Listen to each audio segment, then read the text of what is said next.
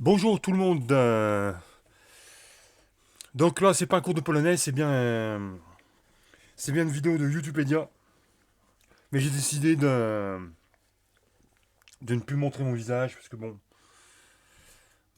je n'ai vu. Non. Alors normalement, je suis censé faire des montages et puis donc là, par manque de temps, je vais pas le faire et parce que je pense avoir trouvé l'idée pour faire mon montage, mais je vais faire la tentative à partir d'un. Bon, je pense à partir de demain ou peut-être la prochaine vidéo. Donc là, on va attaquer la 38e place du classement des corps célestes du système solaire. Et nous allons voir, et comme ça, le tableau va me permettre de l'écrire. Ici, le 38e, c'est Épi. Épiméthée. Épiméthée. Voilà, 38e. C'est une lune. C'est une lune. Alors, j'ai pas écrit sur le tableau. Hein. Euh, c'est juste, voilà, pour. Non, en fait, c'est parce que quand je me filme, je suis obligé de déplacer la caméra. Et bon, ça, ça me prenait la tête de faire ça. Un petit peu feignant sur les bords, mais. Donc la prochaine. À partir de demain, je vais tenter un autre truc au niveau du montage. Je pense que ça marchera beaucoup mieux. Et vous ne verrez pas mon visage, du coup. Voilà. Après, je vous expliquerai ce que je fais. Mais là, pour l'instant, on va faire comme ça à l'arrache. Le 38e. Donc Épiméthée.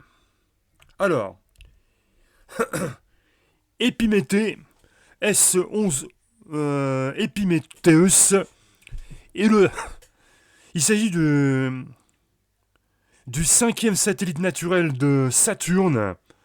Son nom vient d'Épiméthée, un titan de la mythologie grecque, fils de Japet et frère d'Atlas et de Prométhée. D'ailleurs, les trois que je viens de citer sont des lunes de Saturne. Voilà. Alors, Épiméthée, à quoi que ça ressemblerait, je peux vous le dessiner. Hein, c'est une espèce de grosse caillasse. Hein. Voilà,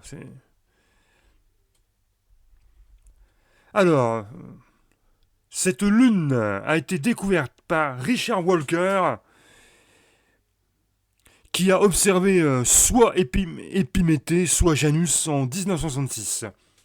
Alors, Stephen Larson et John Fontaine déterminèrent en octobre 1978 que ces observations et celles d'Audouin Dollfus, considéré comme découvreur de Janus, portaient en fait sur deux lunes distinctes. La confirmation était obtenue le 1er mars 1981 par Voyager 1 et l'équipe de Stephen Larson, John Fontaine, Bradford Smith et Harold G. Reitsema. Peu, peu de temps auparavant, une série d'observations eurent lieu.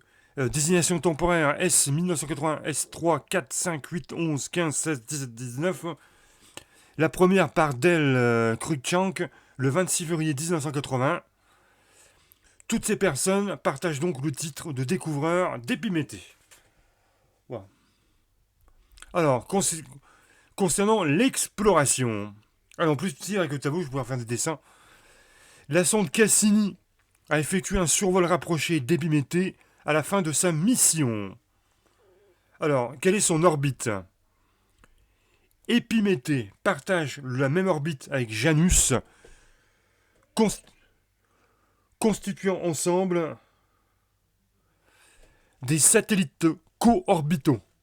Ils pourraient provenir d'un même objet qui se serait scindé en deux, mais cette séparation serait alors très ancienne. Les orbites d'Épiméthée et de Janus ne sont distantes que d'environ 50 km, et vu leur dimension excédant les 100 km de large, ils ne pourraient passer l'un côté de l'autre sans se heurter. De fait, ils ne s'approchent jamais à moins de 10 000 km. Tous les 4 ans environ, ils se rapprochent l'un de l'autre et décalent leur orbite. Le plus intérieur devient le plus extérieur et inversement. Les derniers échanges ont eu lieu en 2006 et en 2010.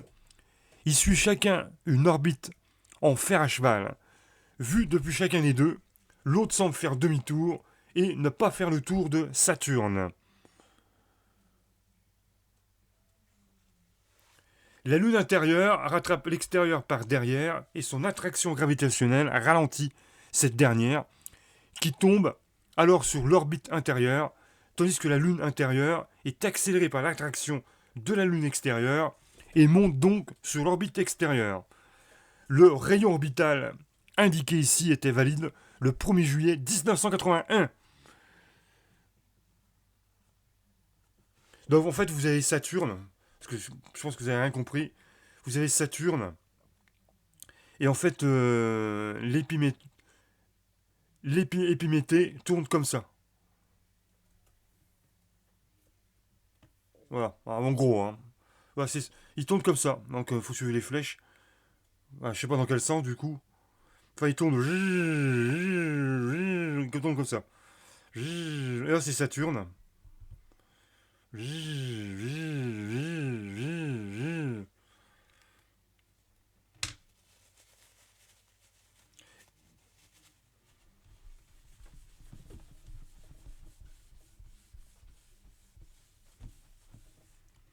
Alors, la surface.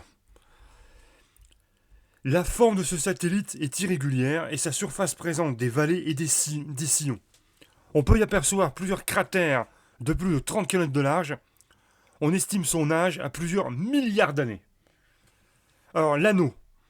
La sonde Cassini a mis en évidence en 2006 la présence d'un très faible anneau de poussière au voisinage des orbites d'Épiméthée et de Janus, dont l'extension radiale serait de 5000 km environ. Ces particules proviendraient des impacts de météores entrant en collision avec la surface des deux petits corps. Alors, la topologie. Alors, tout comme Janus, les cratères d'Épiméthée font référence à la légende de Castor et Pollux. Voilà, voilà. Et puis ça sera terminé. Donc fin de la vidéo. Voilà, voilà.